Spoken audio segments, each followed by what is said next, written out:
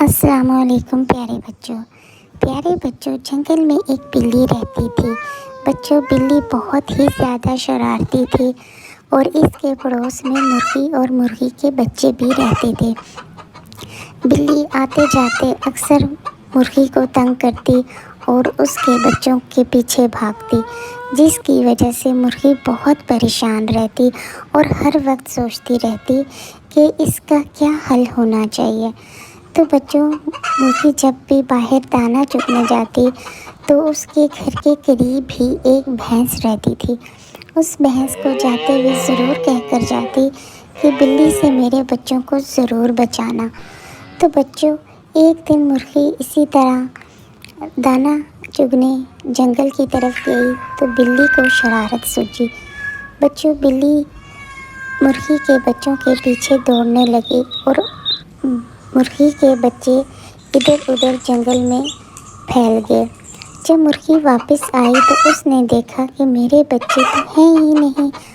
بچوں، اس نے بڑی مشکل سے جنگل میں سے اپنے بچوں کو ڈھونڈا اور سب کو اکٹھا کیا۔ تو اس دن مرغی بہت ہی زیادہ پریشان ہو گئی کہ اس بلی کا ضرور کچھ سوچنا چاہیے۔ بچوں، چند ہی دنوں میں بلی نے بھی اپنے بچے دے دیے۔ تو مرغی نے سوچا کہ اب یہ ماں بن چکی ہے، اسے بھی میرے بچوں کا ضرور احساس ہوگا۔ لیکن بچوں، بلی پھر بھی شرارت کرنے سے باز نہ آئی۔ آخر مرغی نے سوچا کہ بلی کو ضرور سبق سکھانا چاہیے۔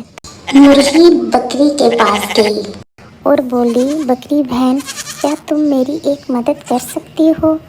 آج میں بلی کو اس کی شرارت کا مزہ چکھانا چاہتی ہوں، میری مدد کرو اور میں چاہتی ہوں کہ بلی کے ایک بچے کو چھپا دو۔ تو بچوں، مرغی نے ایسا ہی کیا۔ مرغی نے بلی کا ایک بچہ چھپا دیا۔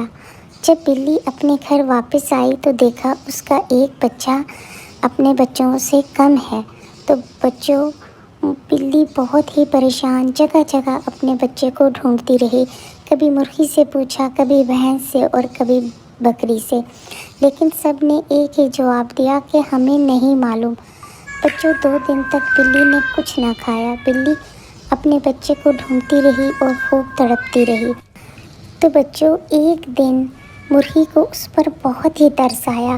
مرغی نے سوچا کہ بلی تو بہت ہی کمزور ہوتی جا رہی ہے۔ تو اس نے بلی کو بلایا اور کہا کہ تمہارا بچہ بالکل ٹھیک سلامت ہے اور میرے پاس ہے۔ مرغی نے بلی سے کہا، بلی، تم نے مجھے بہت ستایا، لیکن مجھے تم پر بہت رحم آ گیا، اس لیے تمہیں تمہارا بچہ واپس دیتی ہوں۔ بلی نے اپنے بچے کو بہت زیادہ پیار کیا۔ تو بچوں، کبھی بھی کسی کو اتنا نہ ستائیں کہ کوئی اس حد تک پہنچ جائے۔ تو بچوں، ملتے ہیں اگلی نئی کہانی میں۔ میرے چینل کو سبسکرائب کر دیجیے گا۔ تو پیارے بچوں، اللہ حافظ۔